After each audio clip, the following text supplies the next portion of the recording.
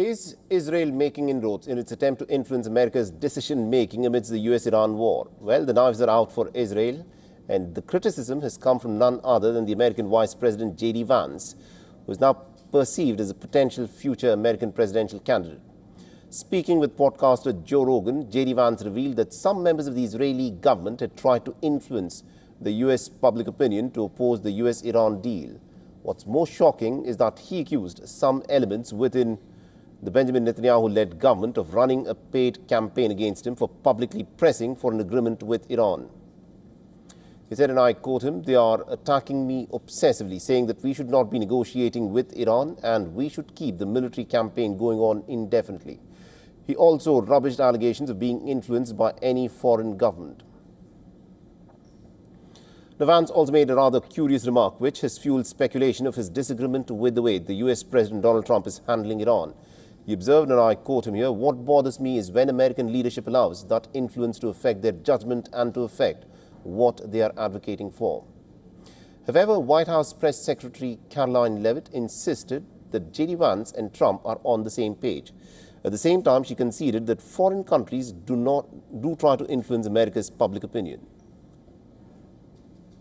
I think the president would certainly agree that, yes, foreign countries certainly do try to persuade American public opinion. There's no doubt about that. I think it's just a basic fact.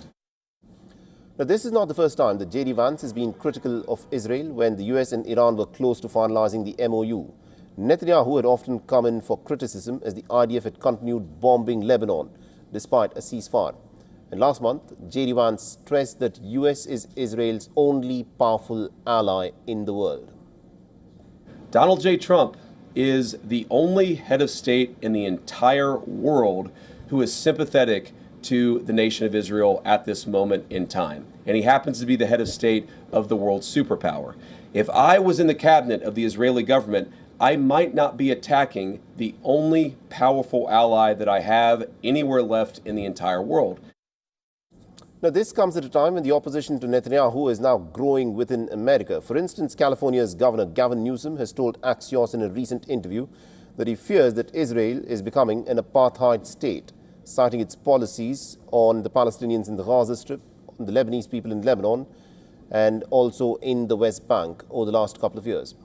With Israel now headed towards polls in October, Netanyahu's future is on the line, although his government will be Israel's first since 1988 to complete its full 4-year term. His tenure has been rocked by controversies and a war. Apart from facing criticism over security failure regarding the 7th of October attack, he's also become the first prime minister in the Israeli history to face criminal prosecution while in office. The Israeli prime minister is facing a trial in 3 cases of charges of bribery, fraud, and also a breach of trust. If convicted, he faces up to 10 years in prison. With opinion polls indicating a pretty tight fight for Netanyahu, insecurity is creeping in. A latest decision has now raised a lot of questions, and according to reports, the Ministerial Committee for Shin Bet Affairs has agreed to provide lifelong protection for Netanyahu, irrespective of the election result. Additionally, his wife Sarah Netanyahu will be granted security for as long as she is alive. The children Yair and Avner also shall receive protection for the next 5 years. Now, what makes this very glaring is that the same rules will not extend to other ex-prime ministers, whose security entitlement will be assessed on a case-by-case basis. So why has an exception been carved out for Netanyahu and his family alone? The Mossad officials reportedly believe that they are at a lifetime threat level, as the Israeli enemies want to extract revenge for the country's recent wars. With Netanyahu increasingly coming under fire, all eyes will be on the next few months as he is seeking another term to stay on in power in Tel Aviv.